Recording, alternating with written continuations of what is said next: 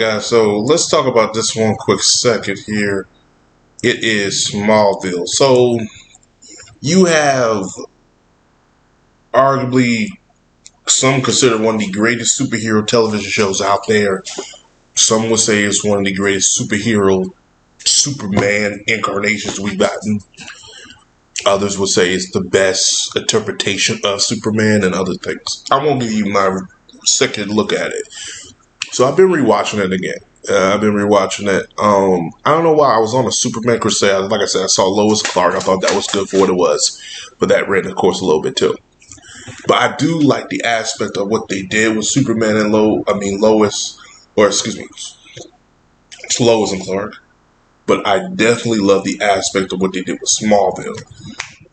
Starting when he was young, him figuring out how to become the hero that we know today. Dealing with the kryptonite, dealing with meteor people with the kryptonite, which is a cool spin they did, which I always thought that was a unique spin they did. It's very mythocentric, like majority of his villains are made majority of from kryptonite and Kryptonian technologies. I like the fact that he is coming. I like the fact it's a coming of age story. I mean, I thought that was unique to it. The cast they got from Tom Welling to Michael Rosenbaum to Erica Durant, I believe, Kristen, and all of them, those actors portraying these characters is fantastic.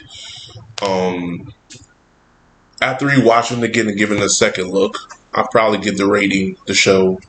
Some will give it 8 out of 10. So I saw it all the way up to. I skipped around a couple episodes, but I saw season 1 throughout it. Fantastic. Saw season 2. Fantastic. Got some episodes of 4, 3, and 4 and 5. Then I get to 6, 5, 6, 7. Cool. We get to season 8. We get to 9. Then, I haven't really got to 10 yet, which I have no good memories of it, but I have enough where I could give a rating for it. And 10 is not, from what I remember and from what I'm reading online, it's not rememberable, which I don't want to get into the dark side thing, which kind of irked me. But from 1 to about 8, it is very good television. It does fall at certain times throughout the seasons, but it kind of finds a way to pick itself back up. The writing team, the creators, the developers, they knew what they were doing with this. But if you still made it through this video, my rating for this is probably a solid 7 out of 10. If I had to compare it, and this is me saying it, is it better than Arrow? No, because we had a lot of bad seasons of Arrow. And then we had a lot of, I say from season 1 all the way to season 8, majority of Smallville seasons were good. Arrow, not so much. Majority of those seasons been bad. Same with The Flash. With Legends as well, too. The quality of writing it got. Let's say this. By the 4th season, I was more intrigued to see where this story was going. For Arrow, by the 4th season, I'm like, all right, I'm ready for you to get the hell off the island. I'm ready for you to get the hell out of Star City. So those were a little bit different. For him, I was like, okay, I'm not ready for him to leave Smallville. But then we get to season 8, he leaves Smallville. I was like, I guess that makes sense. For the storyline purposes, it makes sense. But to me, I didn't want him to leave. So that's kind of where I was. But that's good storytelling, good writing.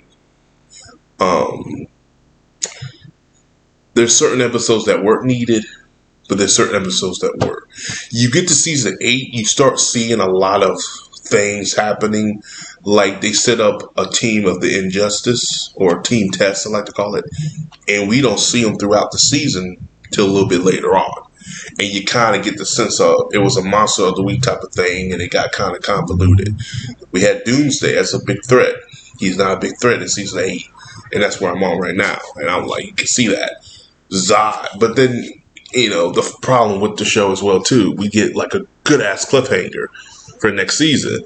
And then we get Bizarro. And it's like, Bizarro is not a non-factor. But it is a good opener. Zod. But you see it, and it's like you understand what they were working with, but it's still pretty cool. But